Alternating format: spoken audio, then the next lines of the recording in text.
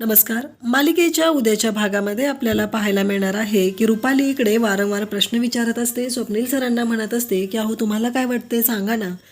तेव्हा स्वप्नील फक्त रुपालीला एकच गोष्ट सांगत असतो, रुपाली आता अर्जुन जे काही बोललेलं आहे त्याबद्दल वाईट वाटून नको घेऊ, पण पुन्हा अपर्णाच्या बाबतीत अर्जुनच्या समोर असं बोलू नकोस, कारण त्याचा परिणाम काय होणार आहे तुला माहीत नाहीये. असं बोलून स्वप्नील रुपालीला इकडे शांत राहायला सांगत असतो. रुपाली म्हणत असते, पण मला ना एका प्रश्नाचं उत्तर द्या बरं तुम्ही, मला नक्की कळलं पाहिजे की काय झालेलं आहे. म्हणजे कशामुळे तुम्हाला असं वाटतंय की अपर्णा जी आहे ती आत्ता येऊ शकते म्हणून. तेव्हा स्वप्नील म्हणत असतो की हे बघ कसं आहे माहिती आहे का, मला फक्त एकच उत्तर द्यायचं आहे की जेव्हा आपण आसगावला होतो, माझ्या पडत्या काळामध्ये अपर्णा माझ्या पाठीशी खंबीरपणे उभी राहिलेली आहे आणि अपर्णाने माझ्यासाठी जे केलेलं आहे ना ते कोणीच करू शकत नाही.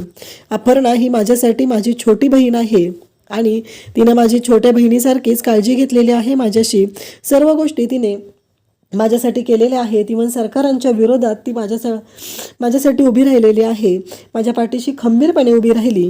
माझ्या पडत्या काळात तिने मला मदत केलेली आहे. इव्हन आजही आपण जे आहोत ना ते फक्त आणि फक्त अपर्णामुळे आहोत, एवढं लक्षात ठेव. असं इकडे स्वप्नील रुपालीला बोलत असतो. रुपाली म्हणत असते, अहो बरोबर आहे, मी ती गोष्ट विसरू नाही शकत, पण भाऊजींना हे सगळं अमोलसाठी स्वीकारावं लागणार आहे. तेव्हा इकडे स्वप्नील सर म्हणतात की हो देव करो आणि अपर्णा सुखरूप परत यावं एवढीच माझी इच्छा आहे, एवढंच मला वाटत आहे. कारण काहीही झालं तरीही अपर्णा ही आपल्या सोबत असली पाहिजे असं माझं स्वतःचं मन मला सांगत आहे. त्यामुळं काही झालं तरी 1% जरी चान्सेस असतील ना तरी अपर्णा परत आली पाहिजे, एवढंच मला वाटत आहे असं स्वप्नील सर सांगत असतात. आणि त्यावेळेस रुपाली त्यांची माफी मागते आणि म्हणते की मी पुन्हा भाऊजींच्या समोर हा विषय कधीच बोलणार नाही. त्यानंतर इकडे आपल्याला पाहायला मिळतं की मोना आणि इकडे दिप्या बोलत असतात. दिप्या रडत असतो. दिप्या म्हणत असतो की कसं ॲक्सेप्ट करू मी ही गोष्ट, कारण माझी दीदी माझ्यासाठी सर्वस्व होती. माझी दीदी नेहमी सांगायची मला दिप्या नीट शिकला पाहिजे. ती एवढी हुशार होती, मला शाळेतलं काही आवडायचं नाही, पण आधी माझ्यासाठी पुस्तकं घेतली जायची आणि मग दीदी स्वतःसाठी घ्यायची. माझ्यासाठी खूप धडपडायची. मला म्हणायची शहरात जरी गेलास ना तरी आपल्या गावातल्या मातीशी जे पाय रोवलेले आहेत ना ते थांबू देऊ नकोस, हे ती स्पष्टपणे मला सांगायची. काहीही झालं तरीही तिचं हे जे वागणं होतं ते मला खूप आवडायचं, कारण तिने प्रत्येक वेळेस सगळ्यांच्या पाठीशी खंबीरपणे उभी राहिलेली आहे. सगळ्यांसाठी तिनं जे केलेलं आहे ना ते दुसरं कोणीच करू शकत नाही. हे सगळं दिप्या सांगत असतो आणि दिप्या म्हणत असतो काही झालं तरीही दीदी पुन्हा आली पाहिजे, माझी दीदी जर पुन्हा आली नाही तर मी जगू शकणार नाही असं दिप्याचं म्हणणं असतं. कारण त्याच्यासाठी त्याची बहीण ही त्याचं सर्वस्व असते, हे वारंवार त्याने सगळ्यांना सांगत असतो.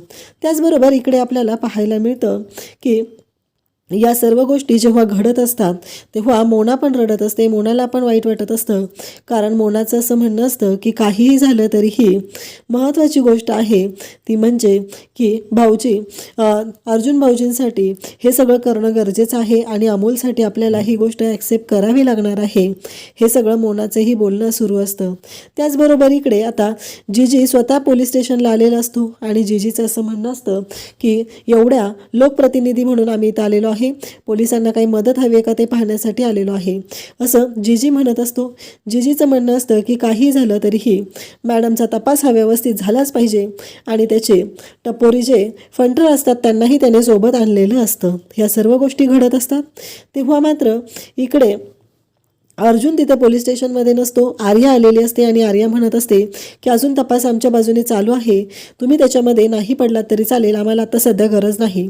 जीजी म्हणत असतो की आम्ही तुम्हाला मदत करायला आलेलो आहे आणि तुम्ही अशा पद्धतीनं मॅडम आमच्याशी बोलत आहात. तेव्हा इकडे आर्या सांगत असते की आम्हाला सध्या तुमच्या मदतीची गरज नाही, आम्ही आमच्या बाजूने तपास करत आहोत, तर तुम्ही गेलात तरी चालेल. तेव्हा तो म्हणत असतो की नाही. तेवढ्यातच अर्जुन तिथे येतो आणि अर्जुन म्हणतो की कदम कुटुंब आणि माने कुटुंब यांच्या बाबतीत जे काही घडलेलं आहे त्या दुःखात आम्ही सहभागी आहोत. एवढ्या कर्तव्यदक्ष अधिकारी होत्या त्या आणि मॅडमच्या बाबतीत जे झालेलं आहे ते आम्हाला खरंच दुःखाचं वाटत आहे, कारण मॅडम एवढ्या स्ट्रॉंग होत्या, त्यांनी आम्हाला इथे कसलाही विचार न करता आम्हाला आतमध्ये टाकलेलं होतं. तेव्हा त्यांनी विचारही केला नव्हता, पण आज आम्हालाही वाईट वाटत आहे, कारण मॅडम हा खरंच खूप ग्रेट होत्या, असं तो बोलतो. तेव्हा अर्जुन म्हणतो की मला माहिती आहे तुम्ही इथं कशासाठी आलेला आहात, तपास कुठपर्यंत आलेला आहे ही माहिती काढायसाठी तुम्ही इथं आलेला आहात, निघा आता तुम्ही. तर इकडे जीजी म्हणत असतो की मी एकच गोष्ट करणार आहे, ती म्हणजे मॅडमच्या बद्दलची माहिती मिळेल, जो कोणी व्यक्ती ती माहिती आणून देईल त्याला आमच्याकडून 1,00,000 रुपयांचं बक्षीस असेल, असं तो जाहीर करतो. बाहेर जातो आणि पत्रकार उभे असतात. पत्रकारांना त्याच प्रश्नाचं उत्तर हवं असतं. पत्रकारांच्या समोर स्वतःची वाहवा करून घेतो आणि म्हणतो की मान्य, आमचा जो माणूस आतमध्ये आहे त्याच्या बाबतीत त्याने चुकीचं काम केलेलं होतं म्हणून तो आतमध्ये आहे, त्याबद्दल आम्हाला कसलंही दुःख नाही. मॅडमच्या बाबतीत आम्ही खूप चांगला विचार करत आहोत.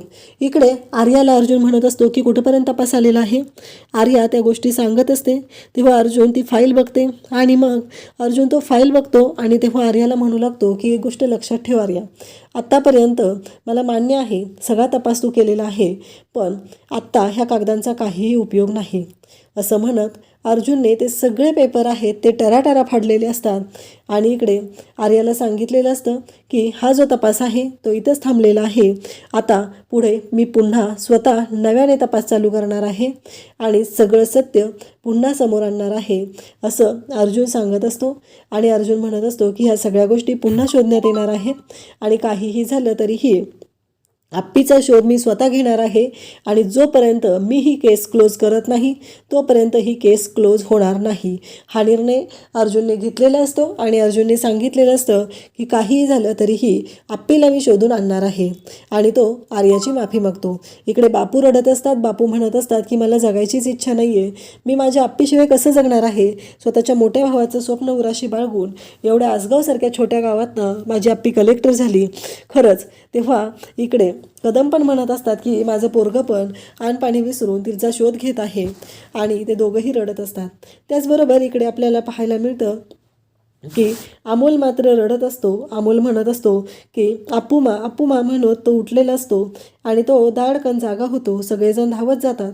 मग सगळे त्याला विचारतात काय झालं. तेव्हा अमोल सांगू लागतो की मला अप्पूमाचा आवाज आलेला आहे, मला ती दिसत नाही आहे, मला तिचं बोलणं ऐकायला येतं आहे, असं इकडे सांगत असतो. त्याचबरोबर सगळे त्याला समजवत असतात. दीप्या म्हणतो की मोना अमोलला काहीतरी गोड खायला दे, त्याच्या घशाला कोरड पडलेली आहे, त्याला गोड खायला दे, ते गरजेचं आहे, असं दीप्या सांगतो. तेव्हा अमोल म्हणतो की मला काही नको आहे, मला खायला काही नको आहे. आणि मग रुपाली अमोलला मांडीवर घेते आणि त्याला म्हणते की झोप बाळा, शांत डोळे मिटून झोप, मी आहे ना तुझ्यासोबत, असं म्हणत रुपाली त्याची समजूत घालत आहे. अशाच अपडेट्ससाठी चॅनलला सबस्क्राईब करा. थँक्यू.